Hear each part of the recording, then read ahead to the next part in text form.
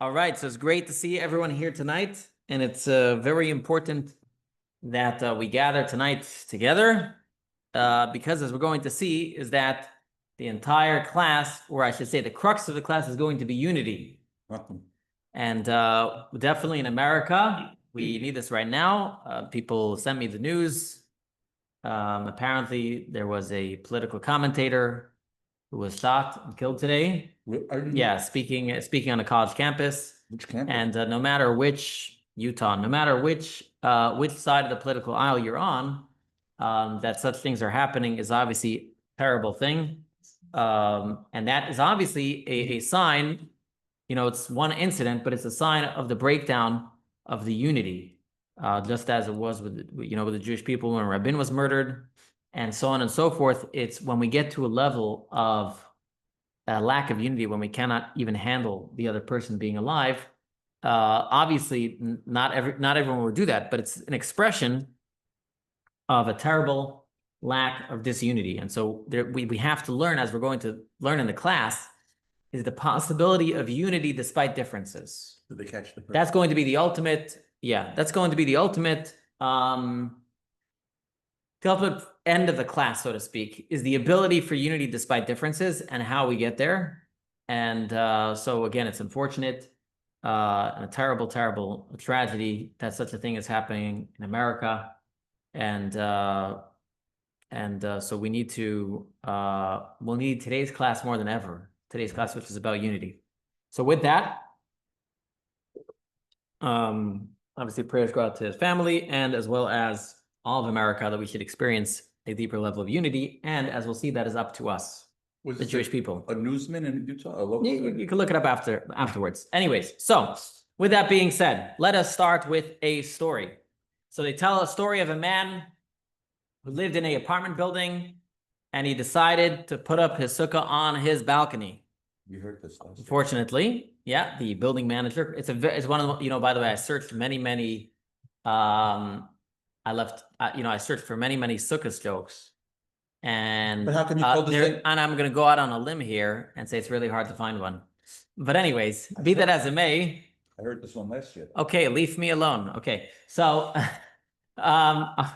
anyway, so he puts up his sukkah, and he gets a call from management. We're sorry, sir, it's illegal. That structure on your balcony. You have 8 days to take it down. Perfect. He says, perfect, exactly. Perfect. All right, awesome. 7 days of Sukkot, that's perfect.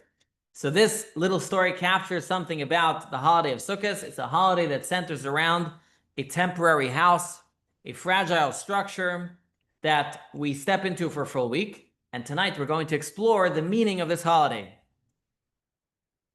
And let's take a step back. Sukkot does not show up out of nowhere. Okay, it is deeply connected to what came before it, and as we'll learn in next class, what comes after it. What comes before the holiday of Sukkot?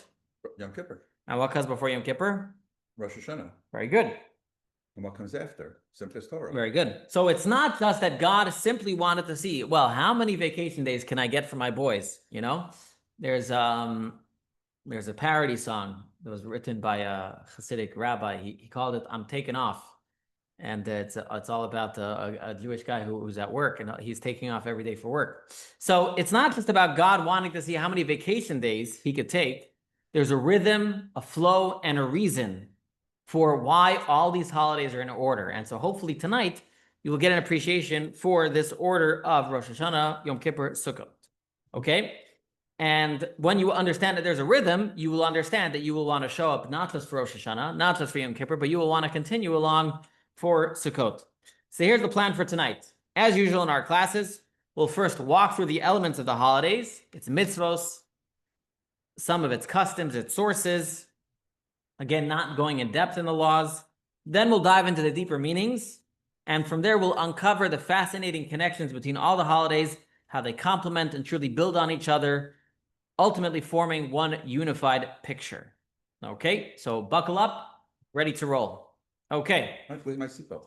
So we're going to start with the sources. But before we get to the sources, I want to ask you, what do you know about the holiday of Sukkot? We eat in the sukkah. We eat in the sukkah. Very good. Lulav and esrog. And we what? We shake the lulav. We shake the etrog. lulav and etrog. So what is a sukkah? It's a temporary dwelling. Temporary dwelling with what? It's a little dwelling. It's a little dwelling, and it has a roof made out of Thatch, palm leaves, whatever. palm leaves. It has to be a temporary roof, okay? It can't like block the rain, unfortunately, in Florida. It can't block all the mosquitoes either, As we okay? found It's out- got to be very temporary, As we found out. last okay? year. And what about the lulav and etrog? What is the lulav and etrog? It's a big lemon. It's Citron, It's citron. it's a citron, Yeah, and the other one is a palm frond. palm frond. And what else goes with the palm frond and the citron? I have no idea. Is it only 2 items that we're holding? What other items do we have? Anybody can say, by the way. You just have to unmute yourself or put in the chat. I don't remember. What else do you hold? Just that? Anybody else? I don't know. I see some people speaking on the Zoom, but we can't hear you. You have to either unmute or Speak chat. up, speak up. I think there's 4, but I can't remember the other 2. Very good. So there's 4 items. So we have the citron, we have the palm frond. What else? The myrtle and the willow. On the side. Yes, on the sides of the palm frond, we hold a myrtle and a willow. Right, I thought it was all connected. Okay. Yes, there's a little one on the side, the willow tree. Very good, very good. The myrtle and the willow. Okay, see, I thought I knew. How many days is this holiday of Sukkot? 7, 7. Very good. Which other holidays are 7 days? not Hanukkah, Not Hanukkah. Good. Which Oh, other holiday 7 Pas- days? not Passover. Passover. Passover is also technically 7 days. In the diaspora, we do 8 days outside of Israel, which is a discussion for another time. So Sukkot is technically a 7-day holiday, but being the 8th day is another holiday, Shmini Atzeret Simchat Torah, so it kind of runs into each other. But anyway, so they're both holidays that are 7 days, Sukkot and Passover. Okay, and just as Passover, the beginning are holy days and the end are holy days, and the middle are days where you can work. Sukkot is the same thing. So in Israel, the first day you can't work on Sukkot. In the diaspora, the first 2 days you can't work, and there's also the last 2 days that you cannot work. Okay, so there's 2 different days that you cannot work. And all public transportation stops there. In Israel, Yeah. some areas, yeah. All All right, so with that, let us take a look at our sources for the holiday of Sukkot. And the first source is going to be from Parshat Emor, the Parshat Emor, which is the Emor is in Leviticus. And it's a section where it talks about all of the holidays of Sukkot. All of the holidays, including Sukkot. And so we're going to read this. It says, "And the Lord spoke to Moses, saying, Speak to the children of Israel, saying, on the 15th day of the 7th month." So the 7th month is the month of the high holidays, the month of Tishrei. And on the 15th day, right? What day is Yom Kippur? What day of the month? The 15th of. What Tishrei. day of Tishrei is Yom Kippur? The 15th of Tishrei. No, 15th is Sukkot, huh? Oh. It's a week before, What day is Yom Kippur? a week before. Not a full week before. What day in the Hebrew month is Yom Kippur? The 10th. The 10th day. 10th day Of Tishrei. of the month of Tishrei, correct, is Yom Kippur. And the 15th is Sukkot. So, right, the first day of the month is Rosh Hashanah. The 10th day is Yom Kippur. And the 15th day is Sukkot. You know, when people say, oh, all the holidays, they fall on a different day every single year. I say, no, they don't. It just depends which calendar you're looking at. They fall out on the same Hebrew day every single year. Just on the English calendar, it's a different date. But really, all the holidays fall out on the same day every single year. So when So Rosh Hashanah is always the first day. Yom Kippur is always the 10th day. And Sukkot is always the 15th day. Okay? So with that being said, none of the holidays are in Elul? None. none of the holidays are in Elul. Yeah, We spoke about that in the I first missed that class. first class. Yeah, you missed the first class. Yeah. So anyway, so we have in the verse, it says, on the 15th day, on the 7th of the month, is the festival of Sukkot, 7 days for the Lord. So 7 days for God. Now, what should you be doing on this holiday? So on the first day shall be a holy convocation. You should do no laborious work. So the first day is holiday. Don't do any work. That means no electricity, no all that stuff. And therefore, in the diaspora, we have 2 days of holy day. Okay? For 7 days, you shall bring a fire offering to the Lord. On the 8th day, you shall bring a holy convocation. We're not going to get into 8th day today. And then it continues. On the 15th day of the 7th month, when you gather the produce of the land. So all of the major holidays, Passover, Shavuot and Sukkot are connected to agricultural milestones in the year. So Sukkot is also known as Chag HaAsif, the holiday of gathering. It's the day when you gather the produce. So it says, when you gather the produce, It's the harvest. you shall celebrate very good the gathering of the harvest. You shall celebrate a festival to the Lord your God. And I'm going to skip to verse 38. And so what are you supposed to do during these days? Okay, so far it's just said it's days for God. It's a time of gathering your stuff. But what do you actually do? Okay, so don't work. That's one thing. But now it's going to add. And you shall take for yourself on the first day the fruit of a beautiful tree, palm branches, boughs of thick-leaved trees, and willows of the brook. So that's the 4 kinds, which though the Torah doesn't explain it clearly, we know from tradition that it is the beautiful fruit is the citron, the etrog. The palm branches is the palm frond, the middle of a date tree specifically. The boughs of thick-leaved trees, that is the myrtle. And the willows of a brook is, of course, the willow. And you shall rejoice before the Lord your God for 7 days. So not only do you gather these things, but you also have to be happy. We'll explain that at the end. All right, so far we haven't spoken about sitting in the sukkah. So that is verse 40. In verse 40, it says, you shall dwell in Sukkot. Sukkot means booths for 7 days.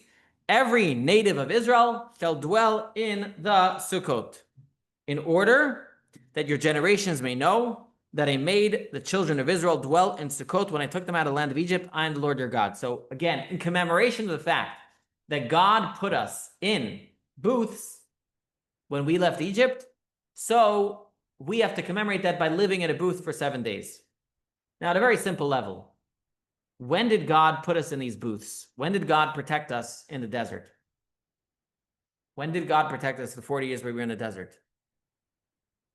When? Yeah, when? The whole time. Very good. Yeah. All 40 years, God protected us. God put us in the clouds of glory all 40 years, right? And so we're commemorating God's protection now by sitting in booths for 7 days. But let me ask you a question. If the holiday is to commemorate sitting in a sukkah, couldn't God find a more convenient time to put the holiday? In other words, the other holidays represent a specific event that happened on the calendar, right? Right? Passover is the day we left Egypt.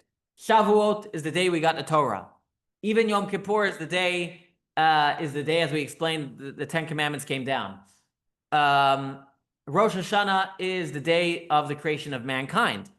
But Sukkot, there's nothing specific that happened on that day. Oh, absolutely there is. No, there isn't. There is. What? Hurricane Milton. Okay, last year we had a hurricane. But there's nothing specific that happened on the day of Sukkot, right? No, In other words, you're right. God protected us in the desert, sure, but couldn't God have picked a better time of year? You know, why, we just recovered from Rosh Hashanah, Yom Kippur. Why stick the next holiday right here? Give me some time. Let me, get into the groove of my job. Why do I have to keep asking my job for days off? Yeah. It was wonderful in yeshiva. Yeah. So do we know what day? God started putting us in the booths? We left. Oh yeah, Passover we left. So now imagine, okay, so God, so see here we have, We left the. Passover is when we left Egypt. So I here, thought it was at the end of Passover. No, the beginning. No. No, Passover, we put the blood on no, the the door. first day of Passover we left Egypt. The last day of Passover we crossed the sea. Okay, so the first day we right. Now, interestingly enough, we do have to say God does have some pity on us. Can you imagine if we had to celebrate Passover and Sukkot all at the same time? What would we eat? No, so not only can you not eat anything, you can't even eat it anywhere normal. You know what I mean? Like, in other words, Passover tells you what you can eat, And you have to and leave. Sukkot tells you where you can eat. And Now, have can to- you imagine doing the Passover Seder in the sukkah? I mean, that's just adding a whole nother layer of complexity. So we do have to say that God is kind to us in not putting Sukkot and Passover at the same time. But already, if God is putting it a different time, couldn't he pick maybe a quieter time of year? Especially when you think about it. When God gave the Torah, Purim didn't exist and Hanukkah didn't exist, okay? So there was only 2 months in the year where there were holidays. So we had December. and March. Sorry, 3 months. There were 3 months in the year. Passover, Shavuot, and Passover, Shavuot, Rosh Hashanah, Yom Kippur, right? So God could have picked a different month, right? He could have, as they say, spread the wealth. Why No, you don't want to sit. put it is the question. Why put Sukkot here in this time of year. Yes. It was kind of busy. He was busy? Yeah. What do you mean? He's a busy beaver. I mean, obviously God is doing some planning here. It's not just he's picking a random time. So we want to understand, why is he picking a time that seems very inconvenient for us? Just ask anybody that's tried to get a job around this time of year. I'd like to get a job. Sure, you're hired. Just by the way, I've got to take off Rosh Hashanah, 2.5 days, Yom Kippur, No 2 Saturday. days, No, Sukkot, 2 days, Simchat Torah, 2 days. I mean, it's just like, and Pesach. Good luck getting a driver license in Israel this period of time of the year. Yeah. in Israel, it's not, in Israel, they do only 1 day. So it's a little bit easier, but still, right? No, that never work anyway. And it's Yeah, called a gesher, a bridge. They bridge Passover to Bishvat. But Yeah. isn't it the date that I don't know? I read it. Isn't it the day that the clouds of the Shekhinah came to the sky in the desert to protect? It means God protecting the Jews again after the sin of the Egel. Yeah, that's what we're talking about. This the Matan. clouds of glory. Matan. 1 second, it commemorates the clouds of glory. That you No, you make, it came back on this date. No, that's why we're celebrating this date. you make a good point. There is, as we said, there was the sin of the golden calf, and different opinions. Some say the clouds of glory left, and they came back after they were forgiven, but they were forgiven on Yom Kippur. So Correct. oh, it's 5 days later. So why 5 days later? Mm. But I'm not saying there isn't opinions. But even if that is the case, there's always deeper layers. I'm not saying it's incorrect. Yeah. Okay. So with that being said, we're going to learn a couple other interesting things about the holiday of Sukkot. Okay. Another interesting thing about the holiday of Sukkot, it connects to, like I said, we're going to mention a whole bunch of interesting things about Sukkot, and then we're going to connect everything. Okay. Another interesting thing about the holiday of Sukkot is the sacrifices. So we spoke about the actions. We spoke about you don't work some of the days. You have to have a sukkah. You have to have the 4 kinds. Now, in a temple, what would they do during these days? They would obviously bring sacrifices. And as we explained in previous classes, every holiday, you would bring additional sacrifices. Okay? So that's known as the musaf, right? The musaf. So on the holiday of Sukkot, the additional sacrifices totaled 70 cows. They would bring 70 cows. Now, before you say, holy cow, what does the number 70 represent? What do you know about the number 70? It's headquarters for cults. Huh? 70. What do you know about the number 70? 7. Okay, no. The number 70, not 770. I think it's in here. We're sitting on 70. This is Floridian headquarters for 1 cults. second. Where is it? It's not, it may not be in here. No, it's not in here. Okay. Is it in our It's in the house? first text that I did. Can I cheat? All right, the number 70 is the amount of nations that there are on the earth. You ever heard the idea of the 70 nations? Anyways, the Talmud says the 70 corresponds to the 70 nations. Where do we get the number 70 nations? The answer is, who did the world spread from? Where does everybody come from today? Besides for Adam and Eve? Where do they come from? Where does everyone come from? Who's the progenitor of every being today? Obviously Hashem, but which human beings are the progenitor of all mankind today? Abraham. Jacob and Ishmael. Noah. Noah is the progenitor. No. That's the So reason. from Noah came 70 nations. Okay, from Noah came 70 That's nations. what kids think brings That's where we get the 70. So the 70 cows that are brought on the holiday of Sukkot correspond to the 70 nations. So we have something interesting, that the number 70, the holiday of Sukkot, also brings in all the nations of the world, to the point that the Talmud says, if the nations of the world knew that we were sacrificing offerings to God on their behalf, if they knew what the temple did for them, they would never destroy it. Okay, so again, another fascinating thing about Sukkot is we have something that connects to all the nations. Okay, the other thing we have about, by the way, that statement was from the Talmud, Sukkah 55b. Now I want to talk about a little bit about the sukkah. Sukkah is very, very interesting mitzvah. In the fact, it's different than all other mitzvahs, that it has a very specific place. Okay? In other words, every mitzvah can be done anywhere, technically, right? You could fast on Yom Kippur in your bathroom, in your bedroom, in the synagogue, on the street. It can be done anywhere. Tefillin can be put on anywhere. Hearing the shofar can be done anywhere. In the bathroom? No. You can fast in the bathroom, yes. No, I thought you said to film No, it no, in the no. bathroom. The only mitzvah that has to be done in a specific place, aside from obviously the commandments that are connected to the temple, but I mean a mitzvah that applies to everyone. The only mitzvah that applies to everyone that has to be done in a very specific place is the mitzvah of sukkah. Eating in Okay? the The sukkah, you cannot do the mitzvah of eating in the sukkah outside of the sukkah. It has to be in a specific place, right? The other fascinating thing about the sukkah is it's also the only mitzvah that everyone can do together. Okay? The mitzvah of sukkah, in addition to having to be done in a specific place, technically, a sukkah can be large enough that everyone can sit in the sukkah. Okay? In fact, it says it in the Torah. It says in the Torah, let's take a look at the verse. We had in the verse, on the verse 30, verse 40. It says in the Hebrew, Kol Hezrach B'Yisrael Yeshu B'Sukkot. It says, every native of Israel, Yeshvu, shall dwell in the sukkah. Right? And the Hebrew on the page is actually backwards, I see. But it says every Jew all the Jewish people, Kol Hezrach B'Yisrael Yeshu B'Sukkot. Every Jew can dwell in the sukkah. And practically you can. Technically, you can build a sukkah large enough that every single Jew can sit in that sukkah. It's possible. Now, our sages tell us nobody's ever done it till now. It'll be very hard. But our sages tell us it will be done when Mashiach will come. In fact, for those who came to the class on Mashiach, it says God is going to take the skin of the Leviathan, the big fish, and he's going to make it the walls for the sukkah. It's going to smell really good. What big fish? It'll smell like sushi, I'm not sure. And he's going to make that the walls of the sukkah. Obviously, it's a special fish. I hope it's not going to be fishy because I'm not a fishy guy. But I beg to differ. and then If it's tanned, there'll be no odor. there will be no odor. Okay, so we'll figure it out. But anyways, the point is that the mitzvah of sukkah is unique. Number one, it has a specific place. Number two, it's a mitzvah that everyone can do together. We can all be doing the same mitzvah at the same time. Okay? Hearing the shofar. I mean, unless someone can blow the shofar loud enough, right?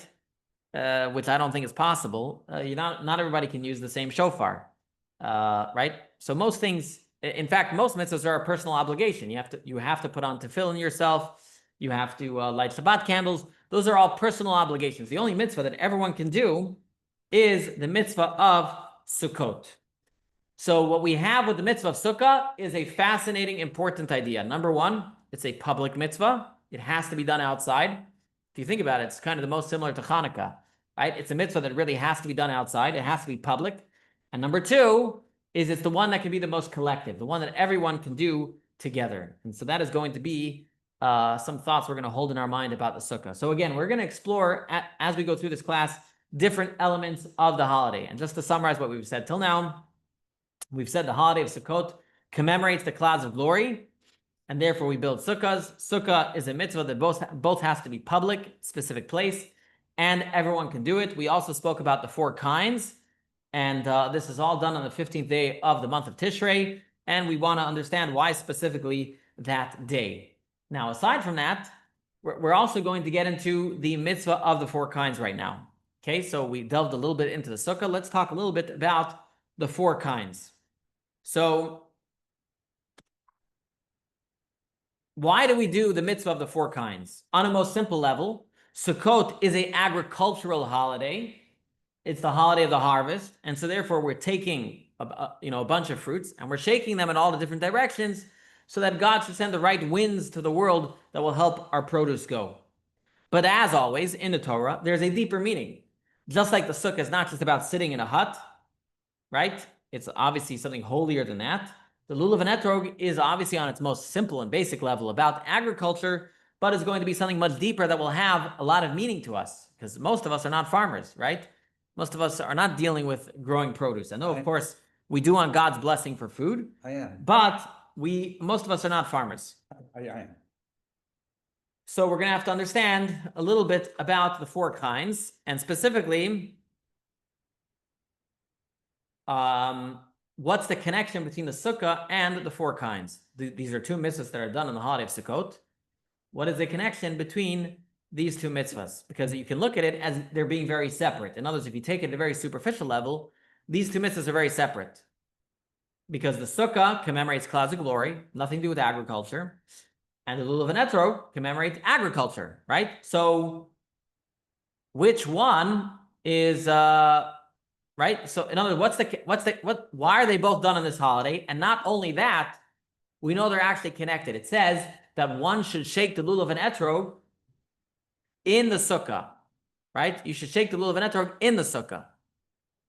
So there is some deep connection between the two. It says the best mitzvah is you get up in the morning, you walk outside to your sukkah, and you make a blessing, and you shake the lulav and etrog.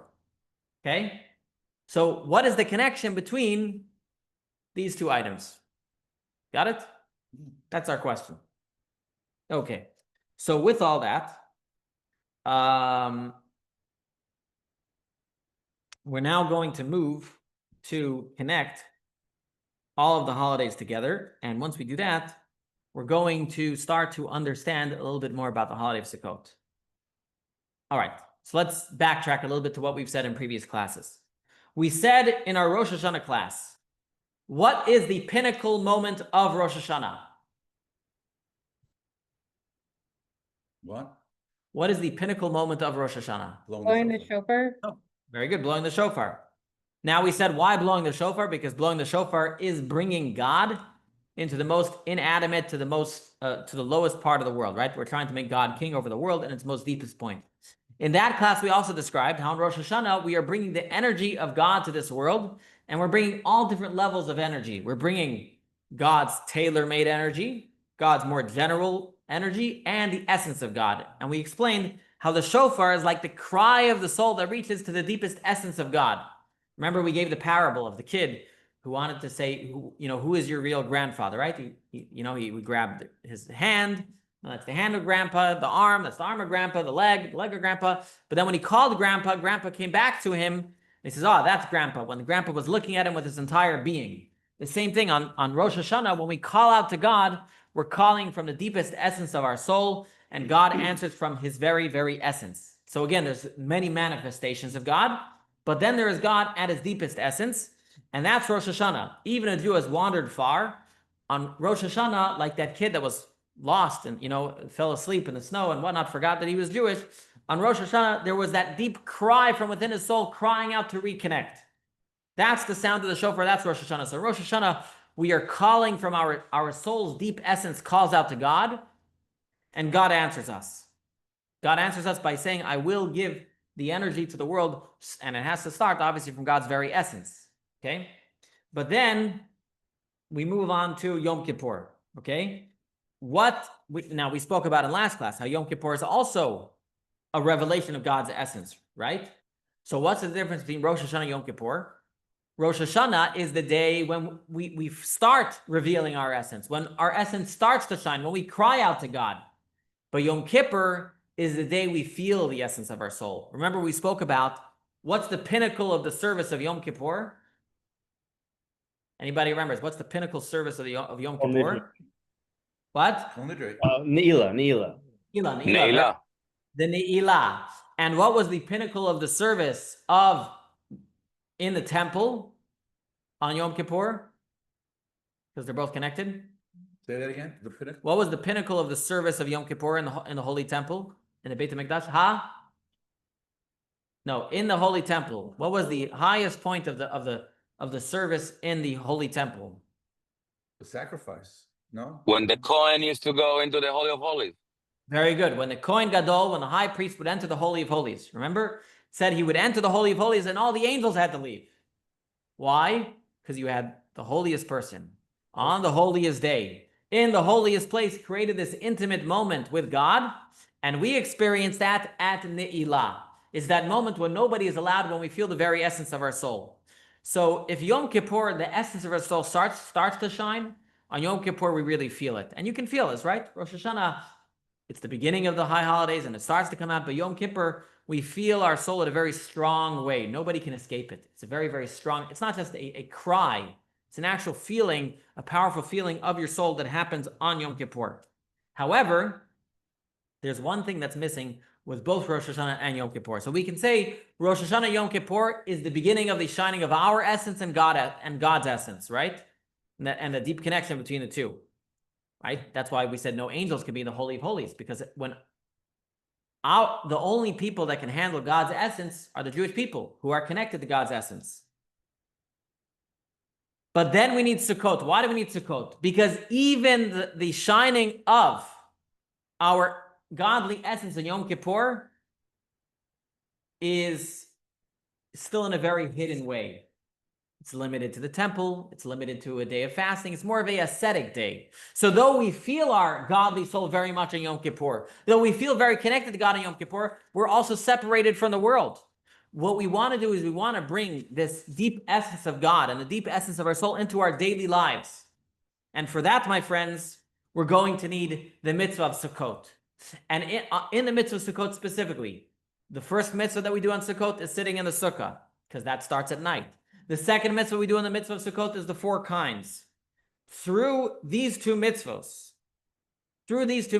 we are able to integrate the essence of God and the essence of our soul into ourselves and into our lives and into the people around us. That is the flow of the holidays. So I'm going to summarize. The progression is Rosh Hashanah is the cry of the soul. Yom Kippur is the shine of the soul, but it's shining in a very specific area of our life, in a very ascetic, a spiritual area.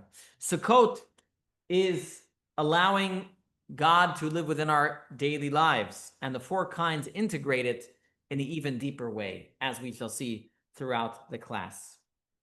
Any questions or comments?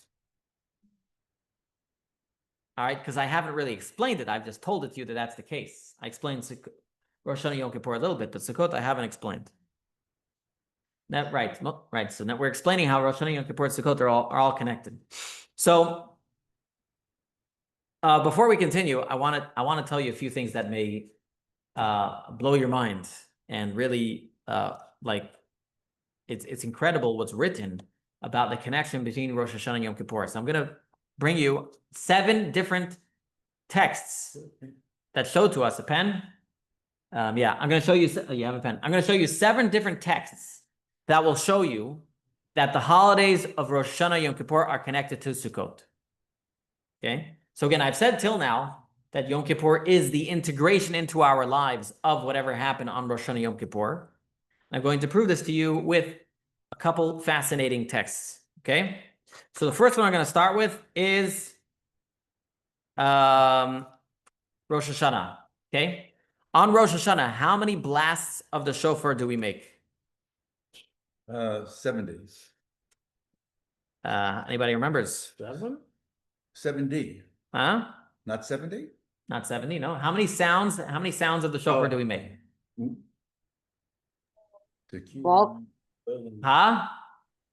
4. 12. Is it 3 types of sounds? All right, there's 3 types of sounds, but how many sounds do we need to make? How many blasts of the shofar do we need to make? We spoke about it in the first class. 12. Technically, you're correct, 40. but... Huh? 40? 40? 40?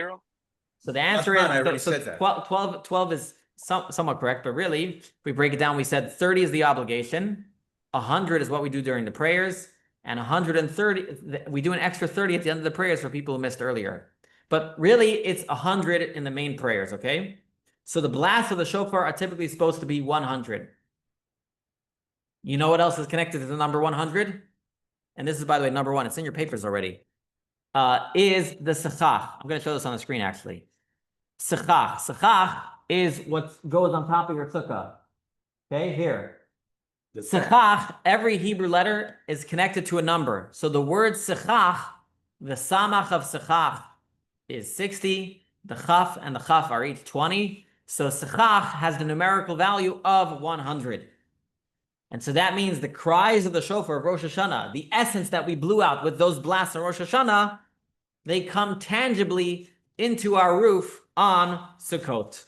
That is connection number 1. All right, connection number 2 is this verse, okay, from Psalms. In Psalms it says, and I'm sorry, the Hebrew is written, here it's written correctly. It says, Tiku b'chodesh shofar b'kesa liyom chagenu. Blow the shofar at the new moon, which is Rosh Hashanah. Rosh Hashanah happens on the new month, on the covering for our festival day. So the Kabbalists explain, what does this mean? It means blow the shofar at the new moon, b'kesa, but it's still hidden. Whatever is happening on the holiday and the shofar is hidden. Leyom chagenu, for the day of our holiday, meaning for the holiday when it will be revealed on Sukkot. Sukkot is called chagenu, our holiday. All right, that's a little more deep involved. Let's give it. Here's one that's clear. Here's a Midrash. The Midrash says, on Rosh Hashanah, all the creatures of the world pass before him. And by these are also in the papers, the number 3. All the creatures of the world pass before him like sheep, but no one knows who has won. When Israel comes out before the Holy One with their lulavs in their hands, everyone knows that Israel has won the judgment. So imagine this, the Midrash is telling us, Rosh Hashanah is a day of judgment, but we don't know if we've been victorious in judgment. Yeah. But when we walk out on Sukkot with our lulavs, then everyone knows that we were successful. Okay, so the whole world is holding its breath. Were the Jewish people successful? And on Sukkot, that's when the world sees that we were successful. So even though we know we were successful in Rosh Hashanah, but when does the world see it? Says the Midrash is on Sukkot. So here we're seeing again, whatever is accomplished in Rosh Hashanah becomes revealed on Sukkot. Okay, now here's another one, another connection between the holidays. Now we're going to move a connection between Rosh Hashanah, Yom Kippur. Remember how I said earlier, Yom Kippur is a shining of the essence. Rosh Hashanah is only the beginning of it. There's a fascinating verse in Ezekiel that actually calls Yom Kippur Rosh Hashanah. So it's a fascinating thing. And why? I know it sounds weird. It's in the verse. It's talking about in the exile, and it says, in the 25th year of our exile, at the beginning of the year, and the 10th of the month. So all the commentaries want to know, and Rashi talks about it as well, but all the commentaries want to know, why does it say at the beginning of the year and the 10th of the month? It could have said in the 7th month on the 10th day, right? Why does it say at the beginning of the year on the 10th month? Because again, there's a connection between Rosh Hashanah and Yom Kippur. Rashi has a simple answer that it was a year of Yovel, but that's for another day. But again, I'm pointing out to you, there's a connection between the holiday of Rosh Hashanah, Yom Kippur, Sukkot. All right, number 5, okay? When the Torah talks about, here's a connection between Rosh Hashanah and Sukkot again.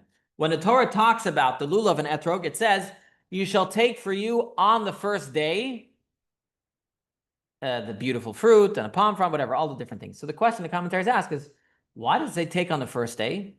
It should say take on the 15th day, because this is the 15th day of the month. So it does mean take on the first day of the holiday, but that's a backwards way of writing it. It should have said take on the 15th day. But so again, the Kabbalists will tell you that's because there's a connection between the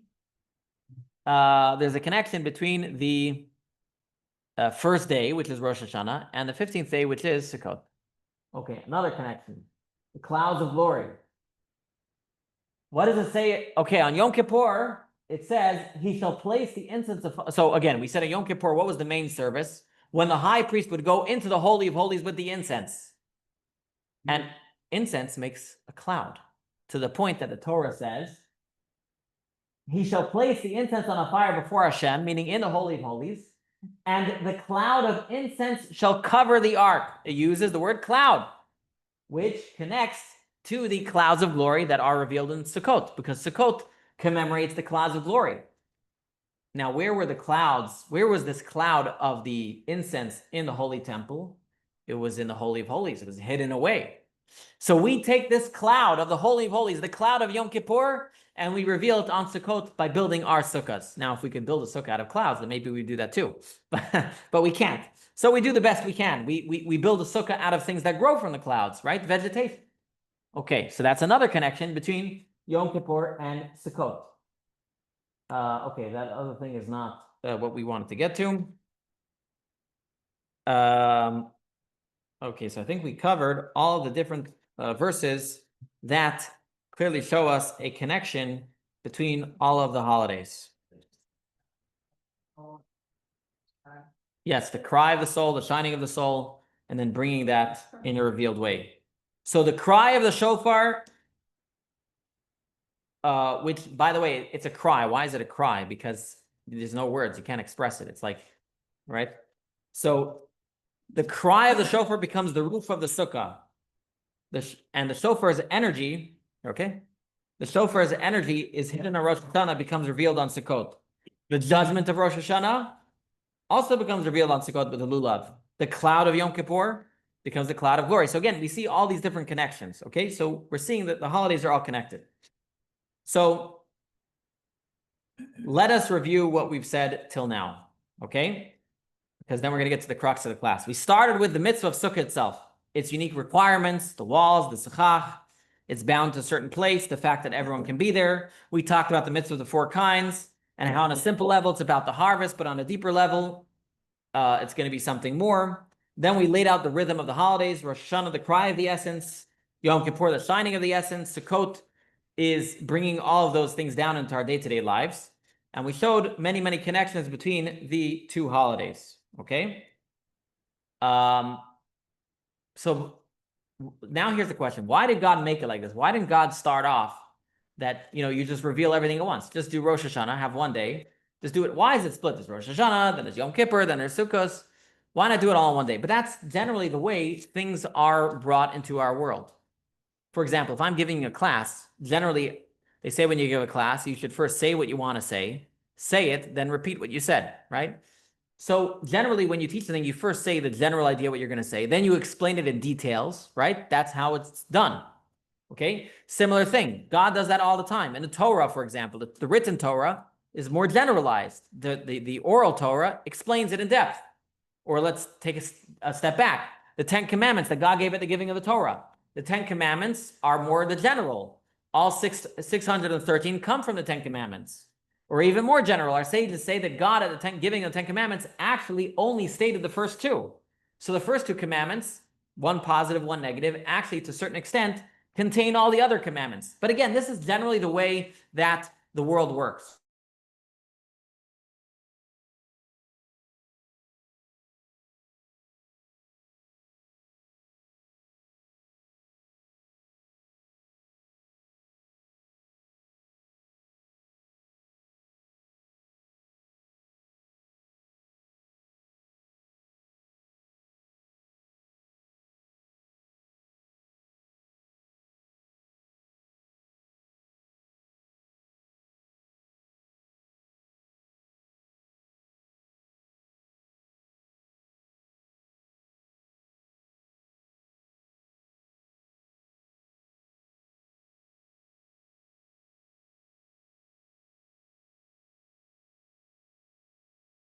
That was fun. I think my computer for some reason shut off for a moment, right? I think screen disconnected, so I thought it shut off.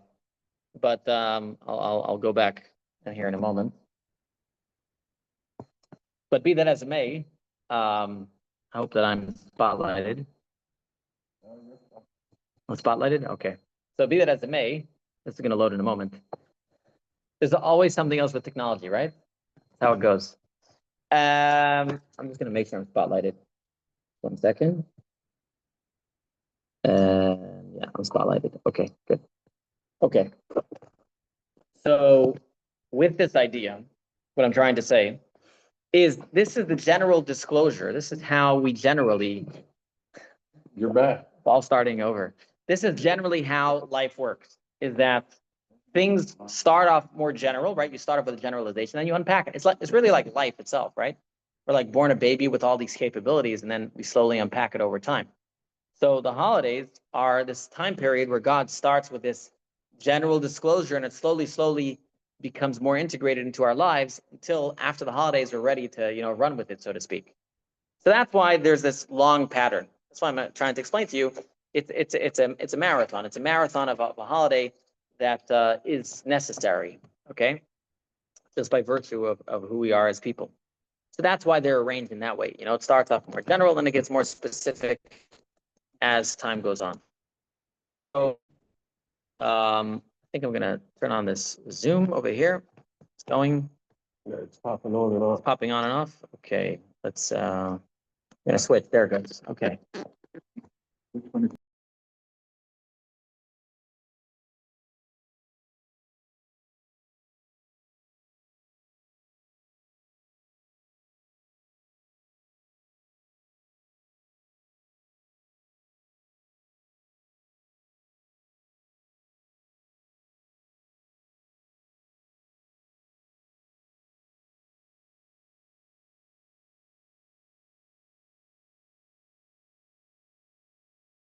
It's always a fun night when the computer fails, right?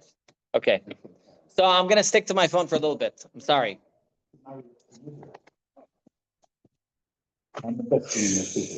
Okay. Can someone let me know that they hear me over here? Wake up. They don't hear you. Huh? Anybody? No? Okay. So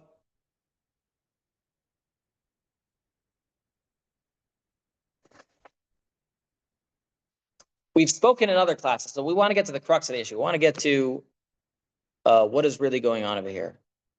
Okay, and I'm hoping that somebody can hear me because nobody tells me they can hear me on here. We can hear Can you you. hear me? You froze again.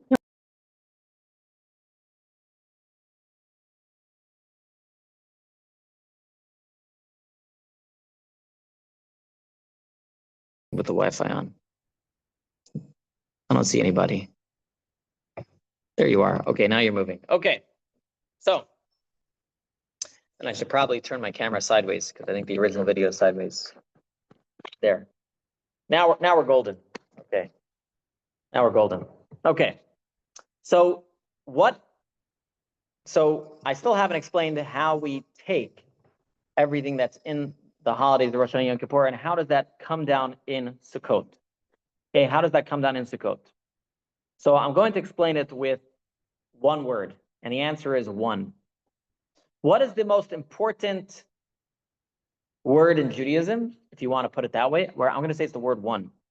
Shema Yisrael, Hashem Elokeinu, Hashem Echad. Hear, Israel, the Lord our God, the Lord is one. The word one. One is the most important word in the Jewish vocabulary. Okay, and one is not a simple word.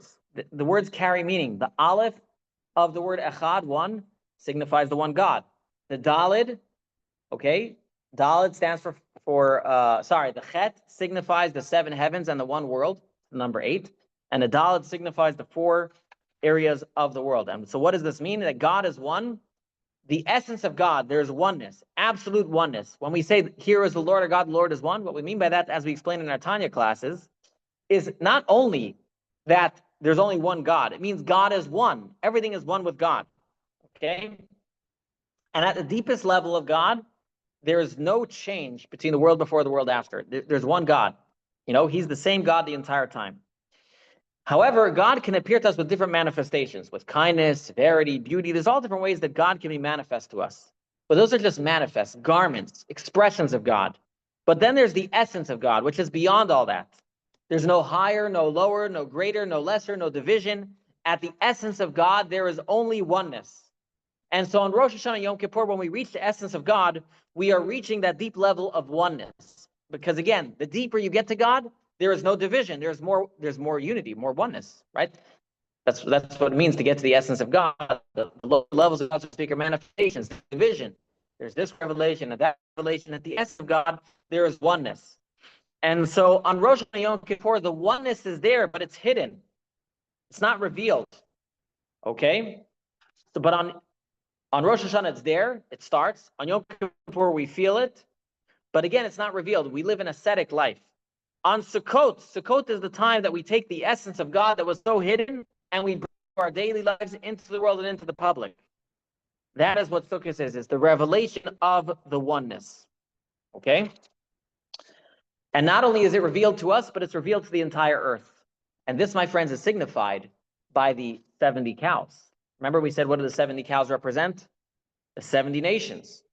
So this is the big picture. On Rosh Hashanah Yom Kippur, we reach the essence, but it's hidden. On Sukkot, the same oneness of God, the same essence of the Jewish soul is revealed to us and our neighbors and to the entire world. That is why we bring the 70 cows. That is why the Midrash says the world sees us walking around with the lulav and etrog. They see the oneness of God in us and in the entire world. But how does that actually happen? So it actually happens, number one, is with the sukkah.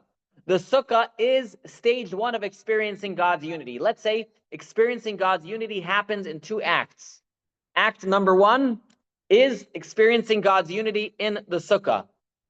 What is unique about the sukkah? Number 1, I said earlier that everybody can be in the same sukkah. But also, when you're in the sukkah, you are totally surrounded by God. You're surrounded by a mitzvah. Which other mitzvah that you do does it encompass your entire body, right? When you fast in Yom Kippur, your stomach is involved. Oh, you don't? Okay, when you hear the shofar, your ears are involved. Oh, you don't? Okay, I don't need to comment on every single thing. When you put on tefillin, your arm and your head is involved. Which mitzvah involves your entire body and your entire being and everything you do is the mitzvah of sukkah. Okay, so that is that's the first level of the unity of Sukkot. That's the only one? Huh? The only one? What do you mean the only There's one? no other mitzvah like that? Is there, think of it, is there any other mitzvah which involves your entire being? And everything you do, think about it. You can be sitting in a sukkah and you shouldn't do this, but if you're sitting in a sukkah watching the ball game, you're doing a mitzvah, right? Good idea. Right? Technically, you're doing a mitzvah. You're sitting in the sukkah. You're sitting in the sukkah and you're eating a good steak, you're doing a mitzvah. You're sitting in the sukkah and whatever you do in the sukkah is a mitzvah. Okay, aside from sinning, of course, but you know, whatever you do in the sukkah is a mitzvah, right? I'll hold you to the first thing. Okay. So now think about this. How this contrasts to Yom Kippur. On Yom Kippur, we said earlier, only the high priest enters the Holy of Holies. Here we have a mitzvah that every Jew, from every single level, from the holiest of holies to the most simple Jew, can technically sit all in the same sukkah and all be doing a mitzvah all at the same time. So you can be considered as one. Well, you said all different kinds of. Now, this is what we're calling taking God's essence and bringing it down into our daily lives. Because remember, God's essence technically nobody can see, right? Think about it. We said earlier, or I've spoken about it in the class of Yom Kippur, right? God says to Moses, nobody can see me and live, right? But what we're trying to do on Sukkot is bring the essence. And when we bring essence, we bring unity. We're trying to bring the essence of God, which is signified. Oh, good. I think that's God's phone. Okay, that's my computer that's having some issues. So I'm gonna have to leave this. Yeah, I think my computer has really died over here. So How can you tell on your phone? when Mashiach comes, by the way, the revelation of God's essence and oneness will be fully revealed. We only have a glimmer of it now. But the greatest glimmer we have of it is in the sukkah. That is what Sukkot gives to us. Sukkot gives us the deepest level of unity possible, unifying every element of our lives, unifying every human being around us that comes into that sukkah. Everyone is equal, surrounded by God's presence. So Sukkot is, in a sense, a preview of Mashiach, when God's essence will be revealed. On that day, as we said, on that day, Hashem will be one and his name will be one, the oneness of God. That is what the unity of Sukkot signifies. But then, my friends, there is the unity signified by the lulav and etrog. What is the unity signified by the lulav and etrog? The mitzvah of lulav and etrog, we are told, is a unity of celebrating our differences when they come together. I'll say that again. Sukkot is celebrating our differences when they come together. In the sukkah, there's, so to speak, no division. It's one mitzvah of sukkah. We're all unified in a single mitzvah of sukkah. The unity of the four kinds is a unity of division. What do I mean? So, first of all, we take four types of fruits. If you look at those four types of fruits, they're all very different, right? One is very beautiful, the etrog. One has nothing going for it, the willow. The myrtle smells pretty nice. And the palm frond, it itself is not cool, but it grows dates, right? But they're all very, very different. And our sages tell us they actually signify different types of Jews. Some Jews who smell good, meaning they do good deeds. Some Jews who taste good, meaning they study. And then you have Jews that do both and Jews that do none, right? So it says the unity of the lulav and etrog is a unity of all different types of Jews, okay? And if you try to do the mitzvah of lulav, if you try to do the mitzvah of lulav and etrog without one of those, you cannot do it, right? If you only have three of the four, you're not doing the mitzvah. So in order to accomplish the mitzvah of lulav and etrog, we need all types of lulavs. We need all types of people, right? In other words, technically, I could do the mitzvah of sukkah without all of you. I could do it myself as well. But the lulav, you need to have everyone inside of that sukkah, okay? So this is the difference and distinction between the unity and the oneness that exists in the sukkah and the unity and the oneness that exists in the four kinds. The unity in the sukkah is a unity in which all distinctions disappear. I'll say that again. The unity in the sukkah is a unity where all distinctions disappear. We all sit in one sukkah. There's no differences. The sukkah encompasses all of us equally. Okay? So on the one hand, the unity and the oneness of God is being revealed in the sukkah. But at the same time, it's not the complete revelation of God's essence. Because you know what's really cool about God's essence?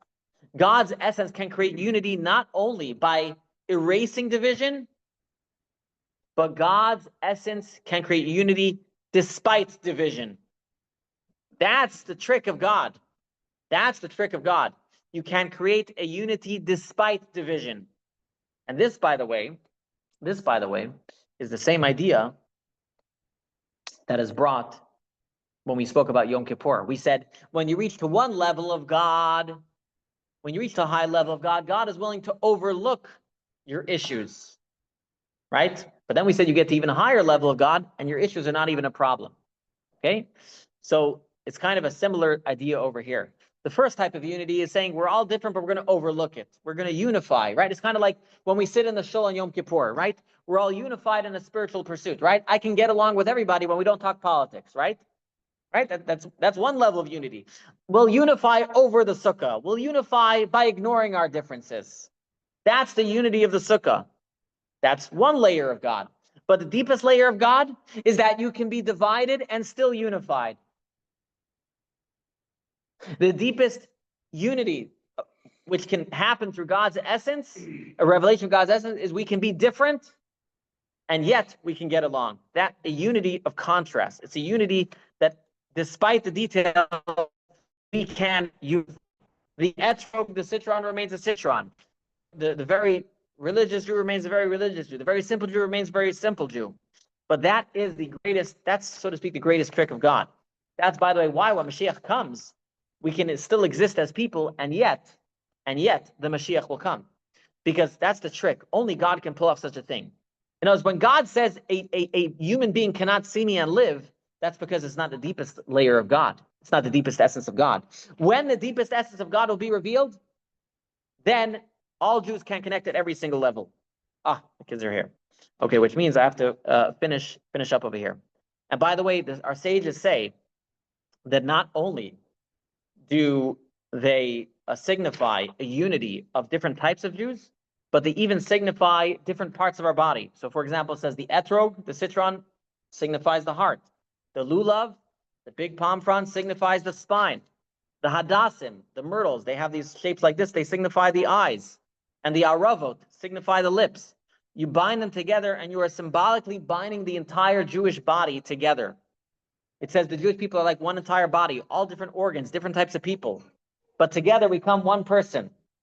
And so that is exactly what happens in Yom Kippur, where in the lulav, you finished it, that in the lulav and etrog itself, we are binding all types of Jews. Yocheved, you want to come here? I'm going to come for the end of the sukkah. And by the way, I want to end off. There's so much more I can say about the unity of division in lulav and etrog. There's so many other areas, as you may study, where lulav and etrog signify unity of division.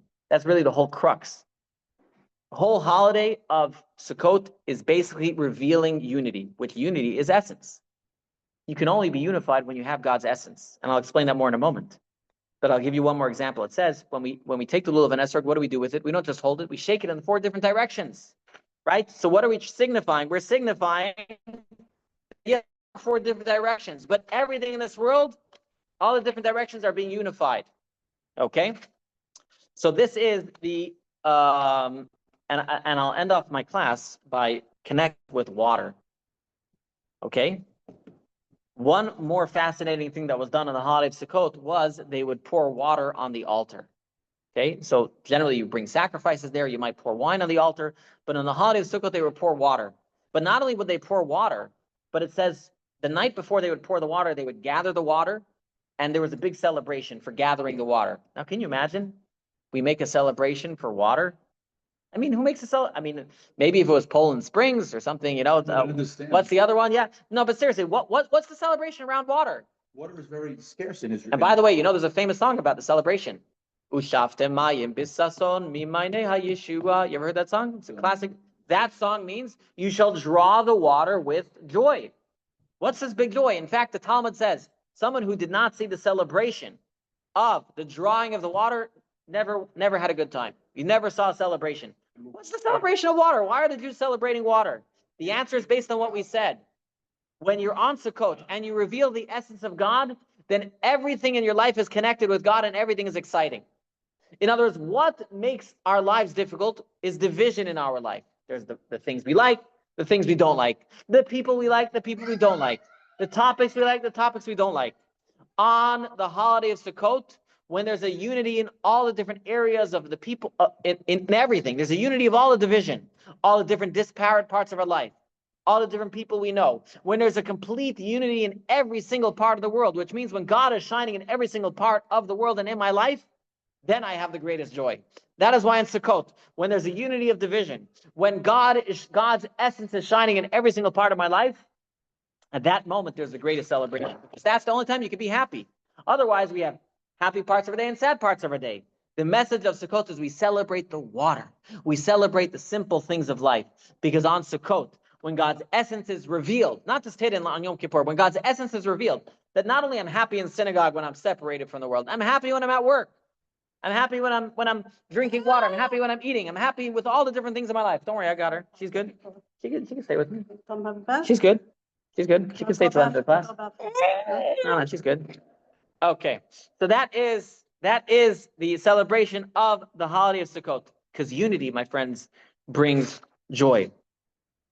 Wine is the flavor, the spice of life. Sure, and the rest of the year we pour wine on the altar. But on Sukkot, time of unity, when there's nothing separated from God, when God permeates into all the different disparate elements of life, not just the highs of life. That is what the holiday of Sukkot. So my friends, if you don't celebrate Sukkot, you've jumped off the train too early. You've left God in the synagogue. You've left God in an ascetic place. You want to celebrate Sukkot. Sukkot is bringing God into all the different areas of your life. First, by sitting in a sukkah, unity number one.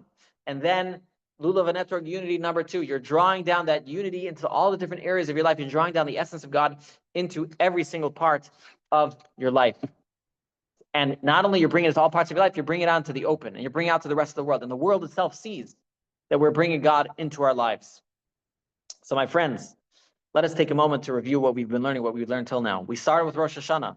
Rosh Hashanah, we have the shofar. The shofar is the cry of the soul, the very essence of who we are. But we don't feel it. Yom Kippur, we feel that essence in a very powerful way. We taste it, we sense it, but it's very much removed from the world. Then comes Sukkot, where the essence is revealed. How? First through the sukkah, when all Jews are equal, sitting together. But then we need to bring that unity into the differences of our life through the lulav and etrog, and then we have the joy of the Simchat Beit HaShoeva. And that is why, by the way, at Chabad Pinchas County, we're going to have a wonderful celebration on Sukkot. We're going to have a concert. We're going to have on Sukkot. It's called the Simchat Beit HaShoeva. We have to celebrate on the holiday Sukkot. What if you notice in the verses, it said 3 things we have to do on the holiday: sit in the sukkah, lulav and etrog, and celebrate. Be happy. Why be happy? Now you understand why. So my friends, what should you do this year as you celebrate Sukkot? Number 1, step in your sukkah with awareness. When you walk into your sukkah this year, don't just sit down. Realize how you're being embraced by God. We're all being embraced by God. How every single element of your body is being embraced by God. Every single part of you is involved in this mitzvah. When you pick up the lulav and esrog, feel God in all the areas of your life, in your back, in your eyes, in your ears, with all the different people that are represented by the lulav and esrog. Then look for God in the water moments of your life, in the plain and simple day-to-day parts of your life. And then finally, of course, practice unity with others.